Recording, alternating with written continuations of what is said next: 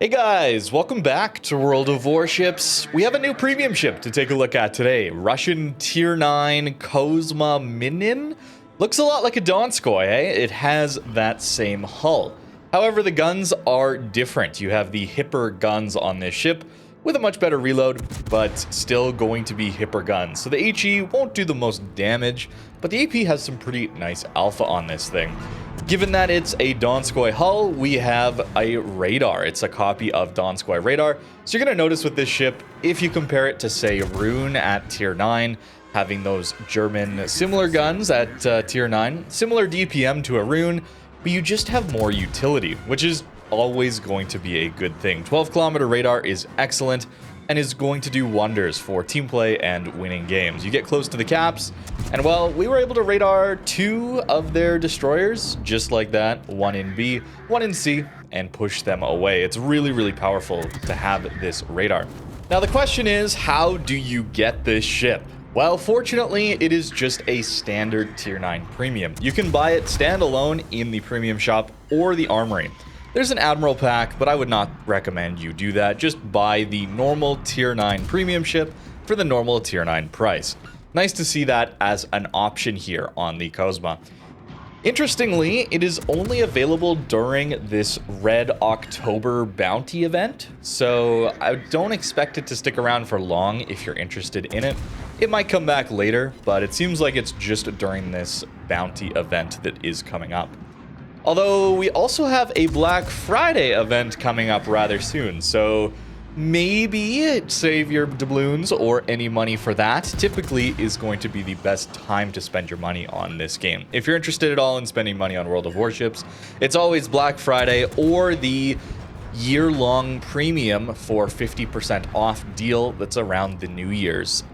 Those are the two best times to spend money, in my opinion, if you're interested in spending money on this game. But this ship is quite interesting regardless. Having the Donskoi hull means we're relatively quick, we have okay armor, and importantly, we get an engine boost here. So our ship is very, very fast to maneuver around the map, and it certainly will get overmatched and you will take some damage. We have okay HP, and fortunately for us, we do have insane turret angles on this thing. It's really, really powerful to have a 30-degree forward firing angle. But more importantly, when you're kiting, shooting all your guns at 27 degrees means you're always well angled. And sure, you can still get overmatched, and that is a pain point here. But you're so well angled, any slight movement of the rudder or your speed means you change your trajectory rather drastically, and you should be able to dodge relatively well. I'm just using a standard build here, but I'm going to have to try this ship a little bit more with maybe a lighthouse build to really go for the full DPM, the full damage build. Because I had a pretty good time with this ship. Pretty good sessions here. Jaeger over pushes. This probably will not happen for you guys once people know about this ship. This is a benefit I have when playing test ships. Of course, people just don't know what the ship is capable of. He might not have known we had a 12-kilometer radar. So we just get to take him out like this for free. It's nice to have that 12-kilometer radar. We get a hydro here as well. That heal. Lots of consumables. This engine boost is an 8% engine boost, so it's not earth-shattering, but it is still really, really nice to have. Now, we should really compare to some of the other Tier 9 cruisers. HE DPM-wise, it's not amazing, only 126,000 HE DPM base, but that's to be expected out of a German cruiser gun, I suppose. It's really the AP where we really get going. Nearly 300,000 AP DPM. Pretty close to Rune levels. That would be a great comparison here.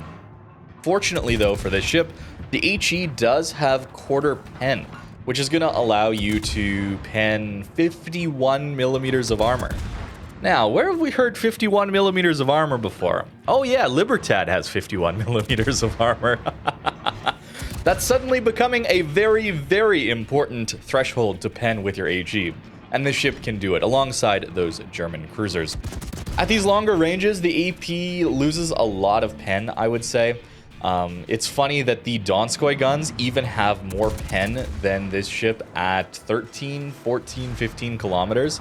It's at 12 kilometers where you get the same AP pen as Donskoi, even though Donskoi has those 180 millimeter guns, where this are 203s. interesting there to see the difference. No special pen angles here on this thing, so just very standard hipper guns, just with a better reload.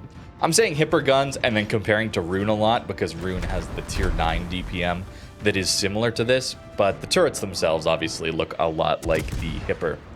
And the last few differences between this ship and the Donskoi come in the form of torpedoes. You're going to only get 6-kilometer torps instead of the 8-kilometer torps you'd see on the Donskoi. But they do a lot more damage, 17,900 damage instead of the 14,400 on the Donskoi.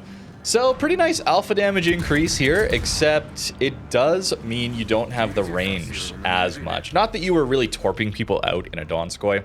Mostly you're using them from around islands to surprise people trying to push on you if you've set up on an island for radar. But it is something to mention that you don't quite have the range, but much more damage. So probably better torps for those situations where you're pushing around islands. The AA is going to be the same as the Donskoi, so really not a lot to talk about there. Interestingly, Donskoi does not have plane-based ASWs. Or this ship does. Curious that. I think they maybe want to make it a little better for those of you willing to spend money on a tier 9 premium. So you've got the airstrike, of course. It still only has 7 kilometers, much like all the other tier 9 cruisers. But at least you do have those airstrikes, and it's quite useful. It's so much better than the ship-based ones that just drop off the back. It's kind of wild that some cruisers still only have the ship-based ones, man. Really, every ship in the game, even DDs in my opinion, should have the plane-based ones. It's so much better than the ship-based ones. Although I understand that historically, of course, they always did drop off the back, and I think that's cool. But gameplay-wise, I mean, just everyone should have plane-based ones, in my opinion. But really cool ship overall. Not too earth-shattering, but I had a really good time in this.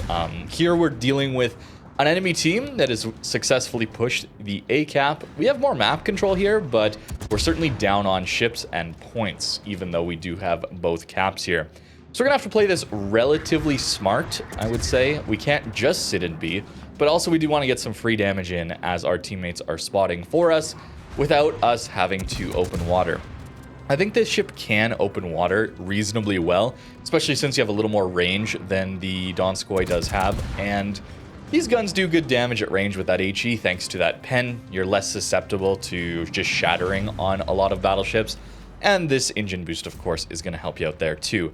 But it's this rudder shift. It's quite slow. That's where I want to try a lighthouse build eventually with this thing, but the rudder shift being quite slow means you're going to take some damage very quickly. 10.6 seconds is not amazing, and a 970 meter turning radius especially means, I mean, that's battleship level. If you're not angling properly and early, you're going to take some big damage in this ship, so you do have to be quite careful. Here pushing out though, because I notice my teammates are going to lose the south here. We're going to lose our Synop here quite quickly, I would say. And I'm not sure how long the Verdi will necessarily last. Our Yukikaze, the DD in the north, has overcommitted a little bit, kind of stuck there between two ships. So I'm expecting us to lose spotting rather quickly. The DD should probably go down soon, as well as not sure how long that Verdi is going to last. So I want to push to the south to try and help my teammates in the middle of the map get the spotting, get a heads up for what's coming towards them. Hector can do some DPM, as well as Ipiranga being, well, a pretty decent secondary threat, let's be honest.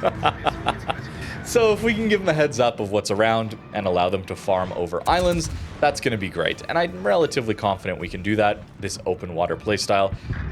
We do actually burn out the Colorado. I forgot we did that. Confederate medal, finally for us. Very nice. We're going to get a little bit more damage here now. I mostly played this ship as a utility role. This was one of the later games I played in this ship where I really wanted to get more damage. I wanted to see what the potential damage farming you could do with it is. And it's not bad, right? We do have essentially Rune DPM. Slightly worse, but essentially Rune DPM. And Rune's not a bad farmer at tier 9. Certainly not like Hindenburg at tier 10. That one ramps up the damage quite a bit. But it isn't too bad, especially if you're lucky enough to land some fires. Fire chance here being 15%, it's not bad. but only 8 shells and the reload is decent, I suppose.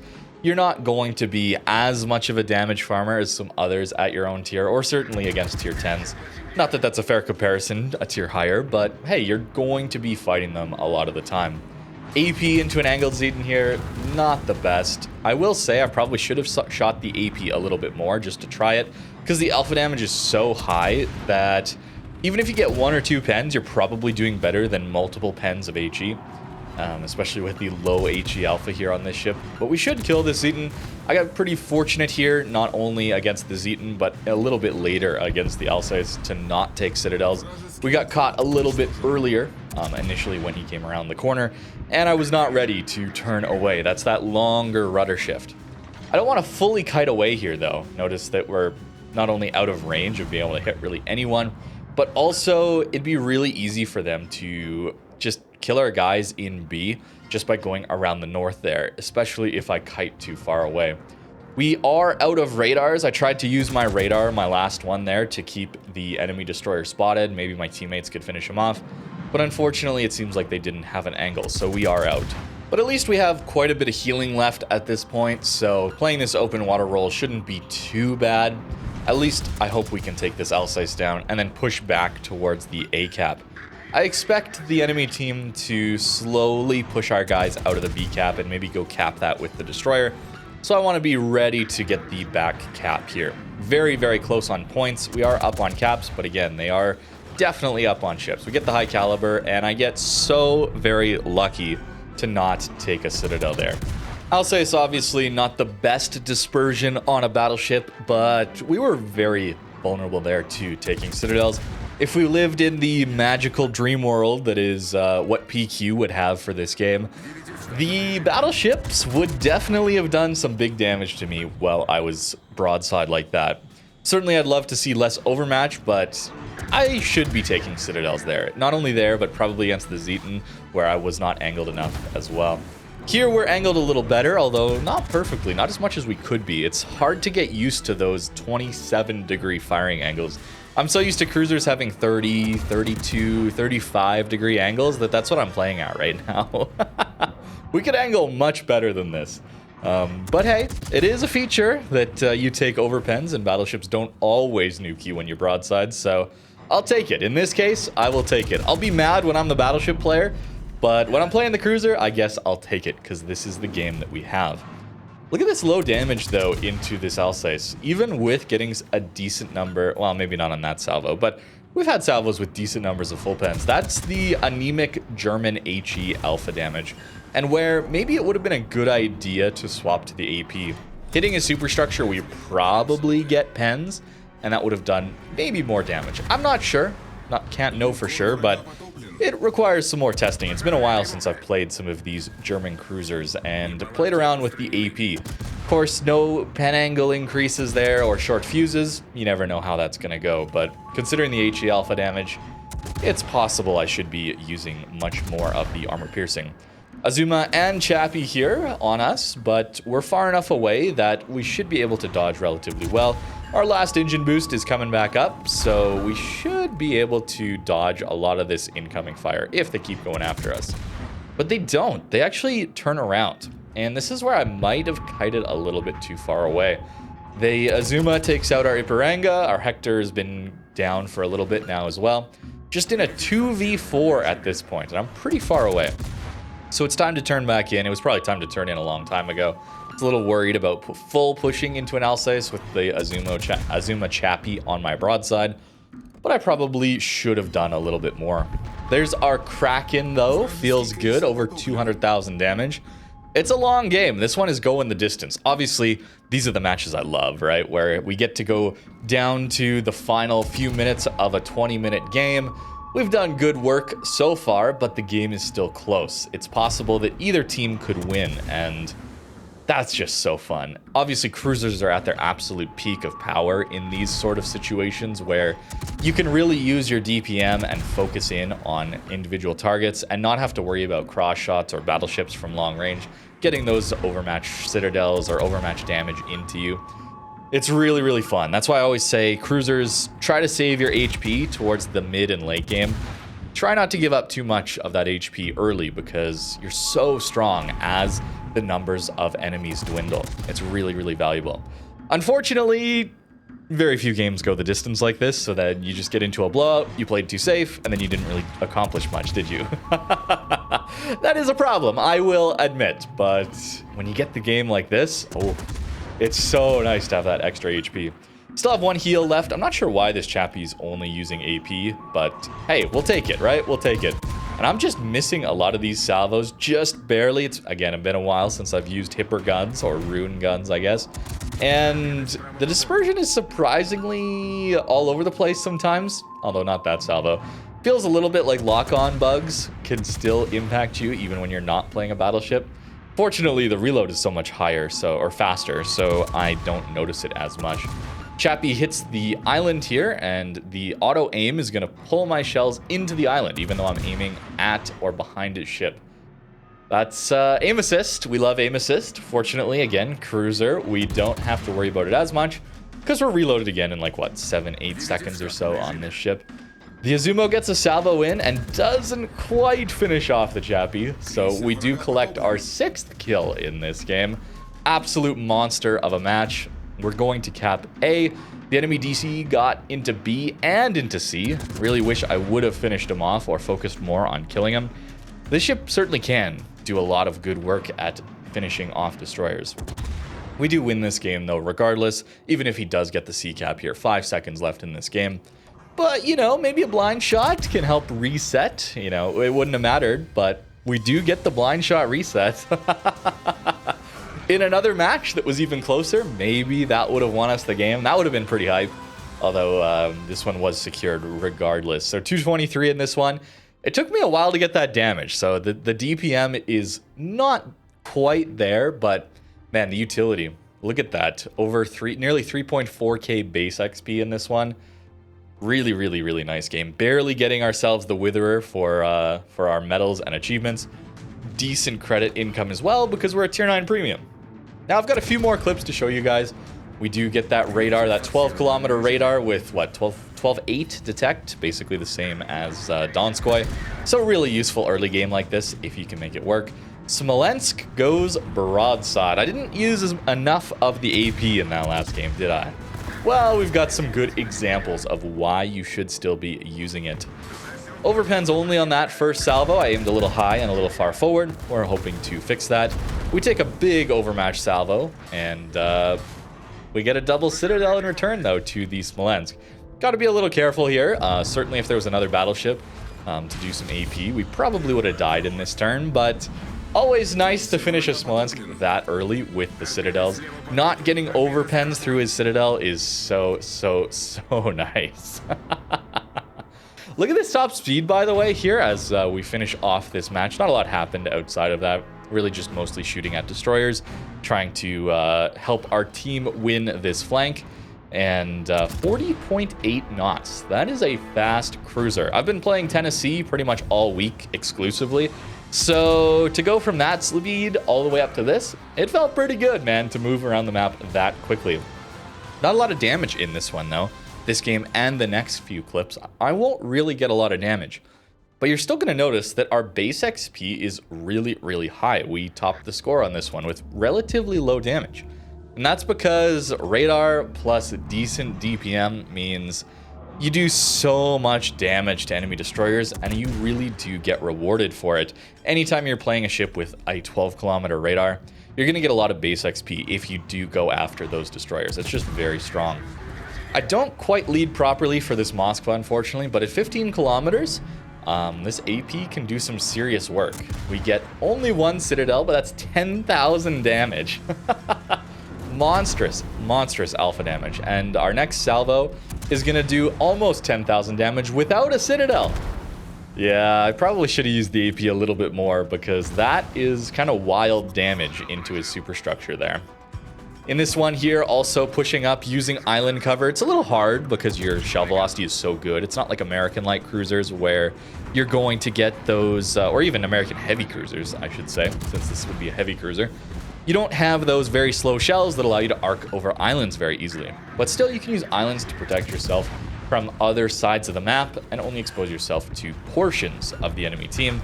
And in this case, using our radar to not only spot the sub, but both enemy destroyers as well. Just the utility, man. It is so nice. If you consider this to be basically rune DPM on a faster ship with a radar, it's just going to be a better rune, right? Is it better than Donskoi, though? Maybe. I'm not sure how much better it necessarily would be than a Donskoi. Different guns. I think the improved HE pen will be really nice. That AP Alpha is also much better than Donskoi. But Donskoi does retain some very nice pen on that AP at range. And those 180s are pretty strong. Let's be honest here. Although Donskoi and Rune are free ships, whereas this is a full tier 9 premium. Not going to be the cheapest thing to get. And is it unique enough for you to decide to spend all that money on this ship?